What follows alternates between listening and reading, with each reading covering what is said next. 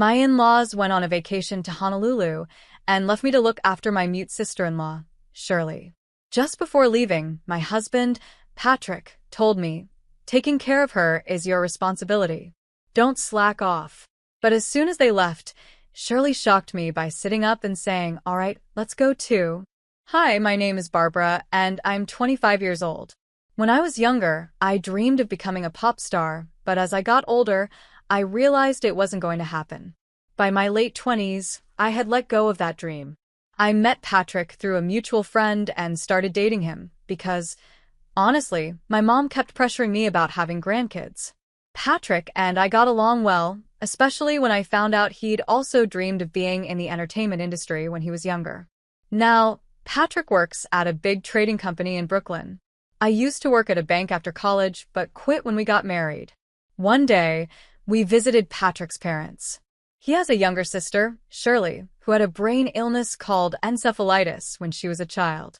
At first, they thought it was just a fever, but it didn't go away. By the time the doctors figured it out, it had caused brain damage, leaving Shirley unable to speak or walk properly. Since then, her mom has taken care of her. Oddly enough, Shirley and I hit it off right away. Even though she couldn't talk, she used sign language, and I eventually learned it too.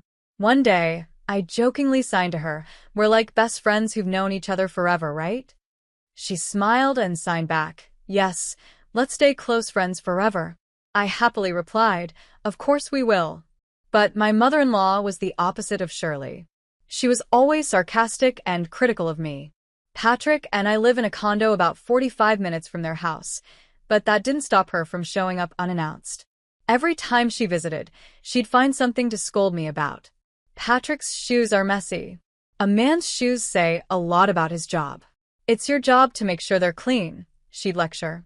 She even called him Bodney, like he was still a little boy. "Make sure the laundry is folded neatly, or Bodney will be upset. And never go to bed before him, even if he says it's okay." Her criticism seemed endless, but I just tried to keep the peace. When we were dating and even early in our marriage, Patrick was kind and thoughtful. If I wasn't feeling well and asked to eat out, he'd agree without hesitation. If I liked a designer handbag, he'd surprise me with it a month later. But about a year into our marriage, he started to change, or maybe that's just how he really was all along. He began coming home late, smelling like alcohol. He said he was busy with work, even on weekends. He also stopped inviting me to visit his parents, which felt odd. One day, I decided to ask him about it. "Patrick, you've been so distant lately. You barely talk to me anymore. It feels like you're not the same person." He stared at me for a moment, then said coldly, "That's not true.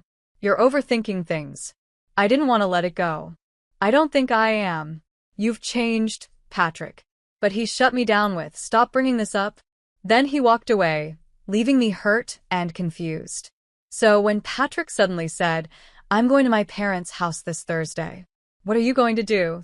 I was surprised. He hadn't asked me to come with him in months. "Can I come too this time?" I asked quickly. He sighed. "That's why I'm asking." I was excited and said, "I'd love to. I've missed Shirley." But Patrick didn't seem happy about it. He frowned slightly when I mentioned his sister. "Yeah, you and Shirley seem really close, huh?" he said. "We are. It feels like we've been best friends forever," I replied, trying to cheer him up. On Thursday, we drove to his parents' house in Minnesota. We even stopped at a bakery to get some pastries for his mom. She was hard to please, but pastries usually helped. When we arrived, Patrick's mom greeted us, but her expression soured when she saw me. Clearly, she wasn't happy I had come. "Mother-in-law, I brought you some pastries," I said, handing her the box. She took it, peeked inside, and said in a dismissive tone, "Oh, these again. They're getting boring, but if you insist, I'll take them." Then her face lit up like a kid getting a new toy. "Is father here?" Patrick asked. "No, he's at a meeting." "Why? Did you need something?" she replied. "Not really. Just wanted to talk to him about something," Patrick said. I hadn't heard anything about Patrick wanting to talk to his father, so I asked, "Do you have something important to discuss?" Patrick gave me a sharp look and said, "It's none of your business." "What do you mean?" "We're married." Of course, it's my business, I argued. Before Patrick could reply, his mom jumped in. Exactly. If Patrick doesn't want to share something with you, then stop whining. I knew it was useless to argue with her, so I stayed quiet. Just then, Shirley appeared in the doorway. When she saw Patrick, she smiled and said, "Oh, Patrick, you're here?" Patrick surprised me one day by suggesting a family trip to Honolulu. "How about you, sis?" he asked Shirley, his mute sister. She shrugged and signed, "I'll pass. I don't have a passport." I was caught off guard. Patrick was always so busy with work, so it felt strange for him to plan a vacation. "Patrick, is everything okay at your job?" I asked, still confused. "Everything's fine. I wouldn't suggest this if work wasn't going well," he replied, sounding a bit annoyed. His mom, who always seemed to dislike me, glared at me and added, "You should meddle in Patrick's decisions. You're being too nosy."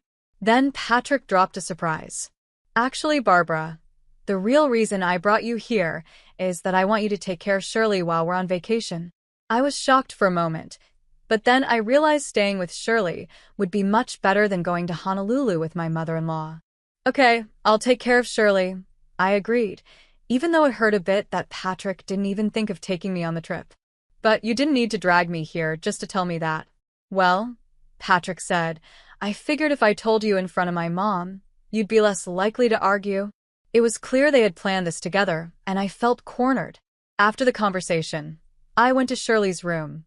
She was lying on the bed, but smiled brightly when she saw me. "It's been a while. How have you been?" she signed. "I'm good," I signed back. "Patrick asked me to come today, but it's strange since he hasn't brought me here in months." Shirley's expression turned serious.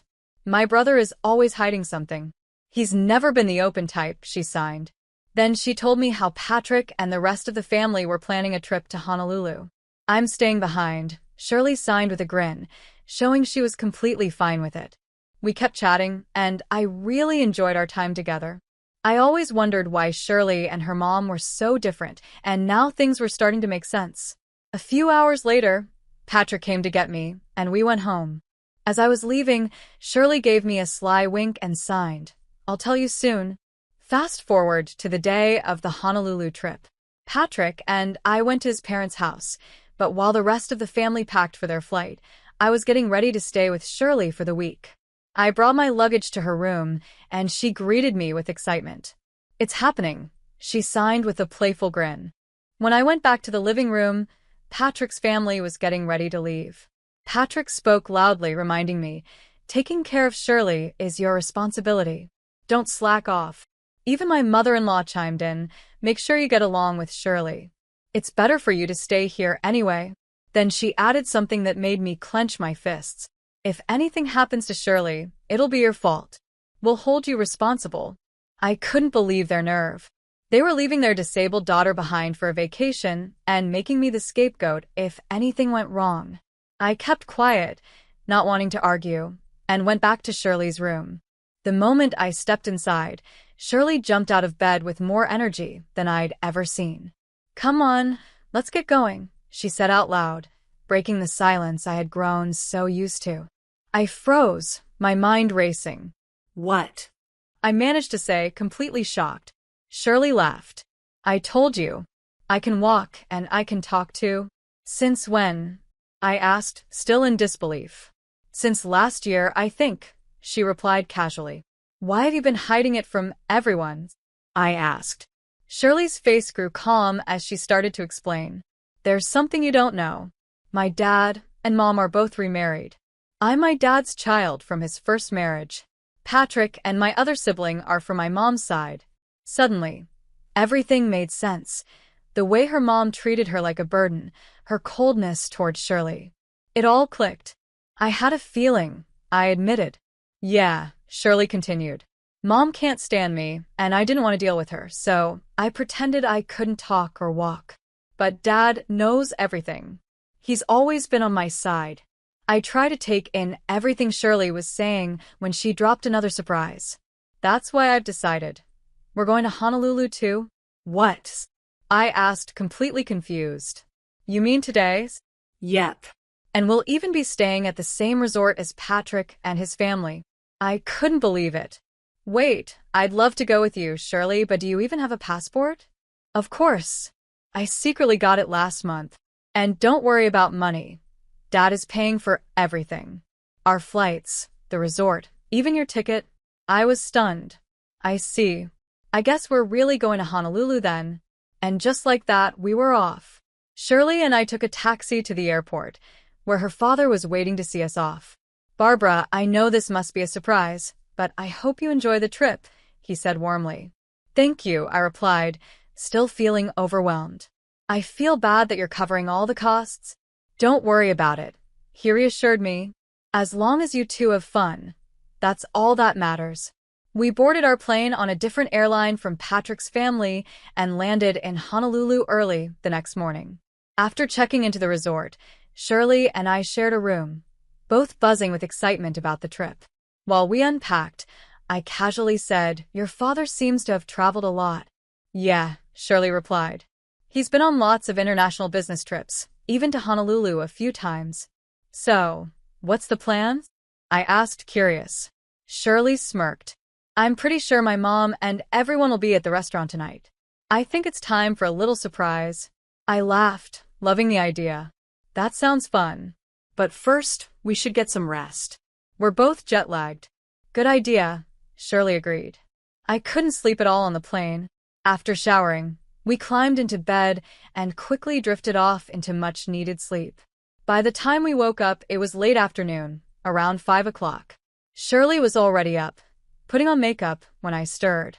"Sorry, I slept too long," I said, feeling guilty. "No worries," Shirley said with a smile. "I just woke up too. We both needed it.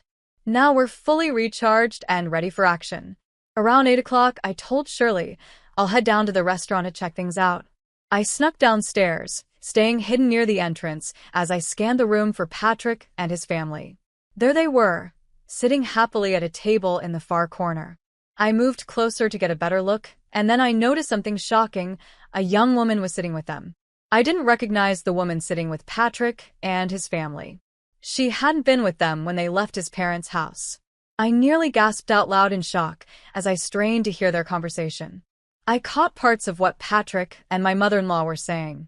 "I'm glad it's not that woman tonight," my mother-in-law muttered. "I really drew the short straw with her.